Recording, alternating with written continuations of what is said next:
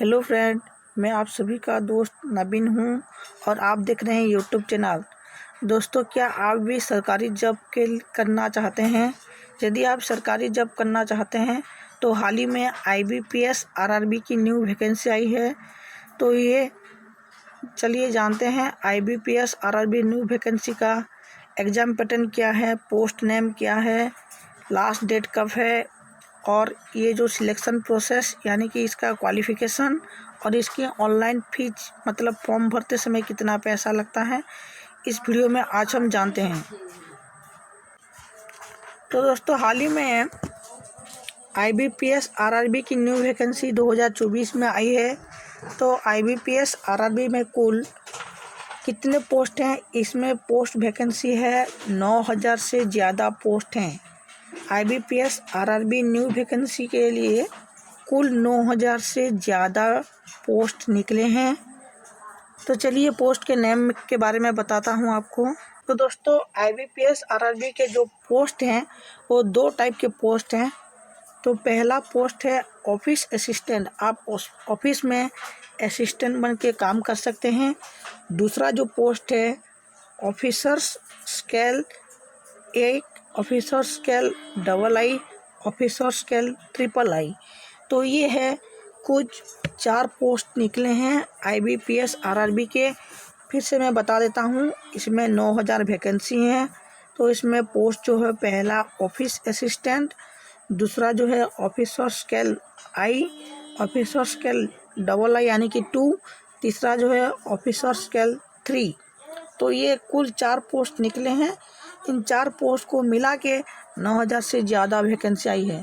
तो चलिए इसका स्टार्टिंग डेट और लास्ट डेट कब है जानते हैं। तो दोस्तों, आप जब फॉर्म भर रहे हो IBPS RRB तो इसका फुल फॉर्म भी आपको जानना चाहिए, तभी आप तो फॉर्म अप्लाई करोगे ना।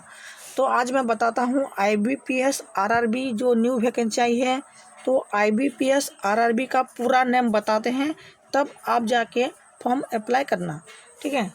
तो IBPS का पूरा नाम है institute of banking personal selection. तो IBPS का पूरा नाम आपको पता चल गया, institute of banking personal selection. तो जो आप IBPS RRB की जो वैकेंसी आई है, तो आप किसके लिए फॉर्म भर रहे हैं? यह है बैंकिंग के लिए आप फॉर्म अप्लाई करोगे, ठीक है, समझ लीजिए।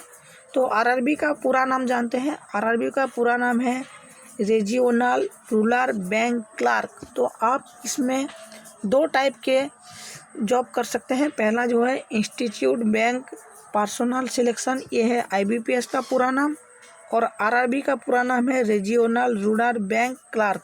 तो इससे पता चलता है कि जो IBPS RRB की जो न्यू वैकेंसी है वो बैंक से जुड़े संबंधित न्यू वैकेंसी है, और उसमें क्लर्क की भी पोस्ट है और बैंकिंग असिस्टेंट की पोस्ट है।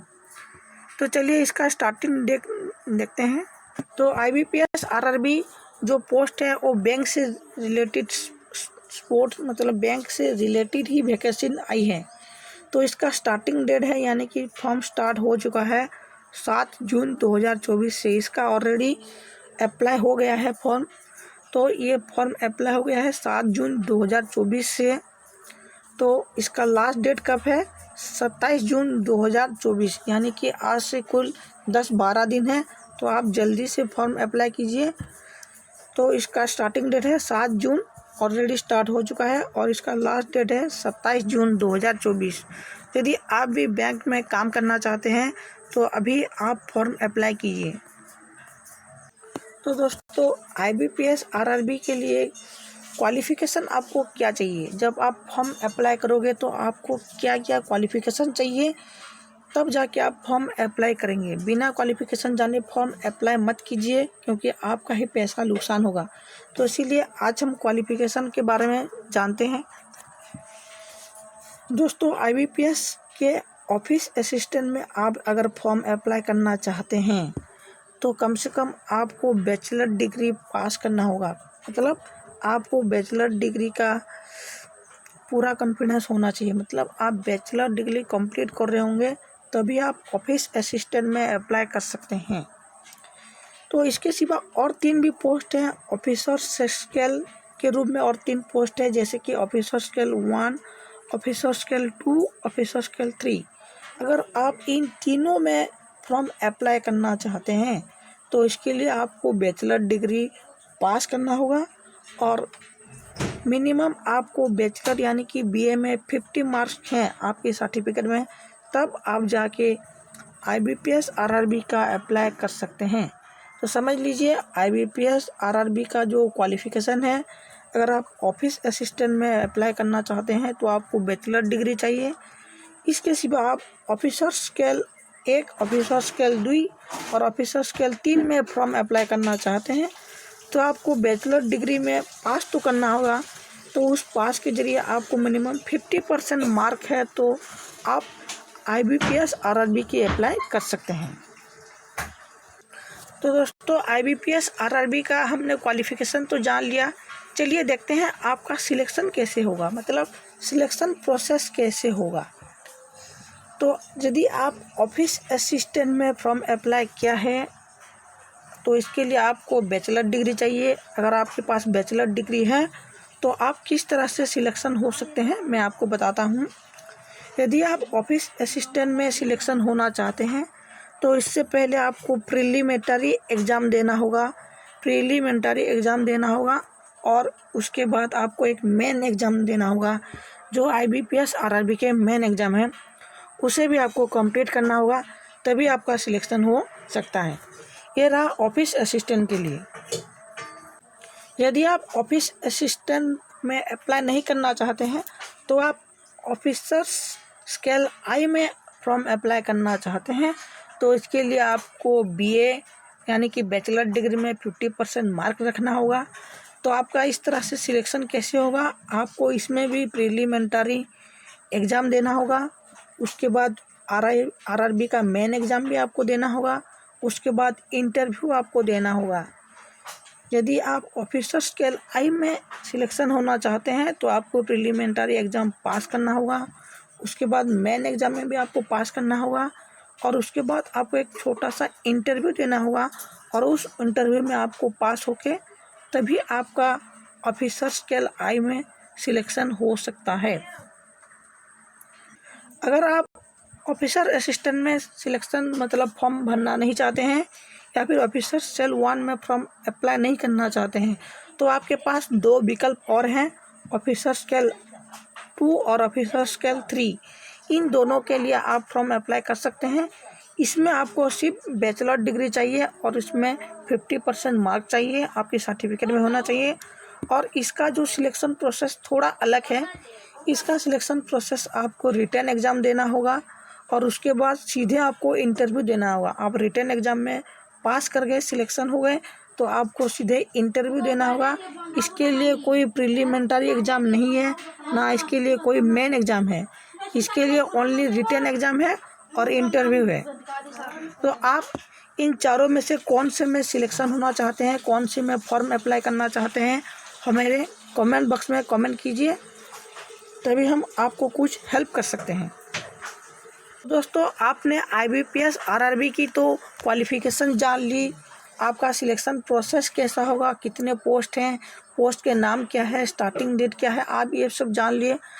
तो इसके लिए आपको मिनिमम एज क्या है ये भी आपको ज़रूर जानना होगा जब आप फॉर्म अप्लाई करते होंगे, नहीं तो आपका फॉर्म बेकार हो जाएगा और आपके पैसे भी वेस्ट हो जाएंगे। तो चलिए एज लिमिट जानते हैं, कौन सी पोस्ट के लिए कितना एज चाहिए। तो दोस्तों अगर आप आरआरबी में ऑफिसर असिस्टेंट में फॉर्म अप्लाई करना चाहते हैं तो इसके लिए आपको मिनिमम एज जो है 18 साल है और मैक्सिमम जो एज है 28 साल है। तो अगर आप ऑफिसर असिस्टेंट में काम करना चाहते हैं, फॉर्म अप्लाई करना चाहते हैं तो आपको 18 से 28 साल के बीच होना चाहिए। तो दूसरी है ऑफिसर स्केल 1। यदि आप ऑफिसर स्केल 1 में फॉर्म अप्लाई करना चाहते हैं तो आपका मिनिमम एज है 18 साल और मैक्सिमम एज है 30 साल। तो इसका एज है 18 से 30 साल तक है ऑफिसर स्केल 1 के लिए। तो ऑफिसर स्केल 2 के लिए आपका मिनिमम एज है 21 और मैक्सिमम एज है 32। अगर आप ऑफिसर स्केल 2 में फॉर्म अप्लाई करना चाहते हैं तो आपको मिनिमम 21 से 32 साल तक आप फॉर्म अप्लाई कर सकते हैं। तो ऑफिसर स्केल 3 के लिए आपका मिनिमम एज है 21 और मैक्सिमम एज है 40 ईयर्स। यदि आपको 20 से 40 ईयर्स है तो आप ऑफिसर स्केल में फॉर्म अप्लाई कर सकते हैं।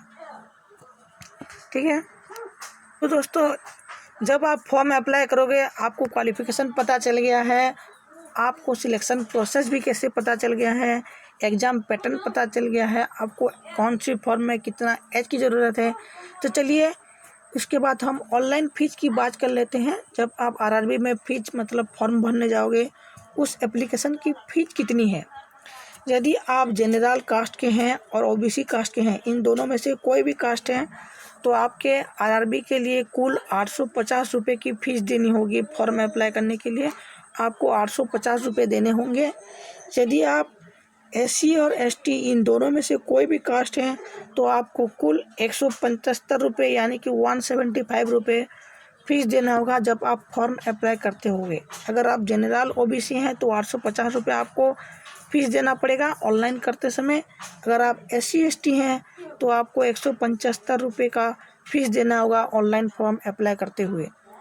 तो ऐसे ही हम न्यू वीडियो के साथ आपके साथ जुड़ेंगे। अगर आपको वीडियो अच्छा लगा तो लाइक करके अपने दोस्तों को शेयर कीजिए ताकि अपना दोस्त भी हमारे चैनल के बारे में जाने, कुछ पोस्ट के बारे में जाने और वो भी फॉर्म अप्लाई करे।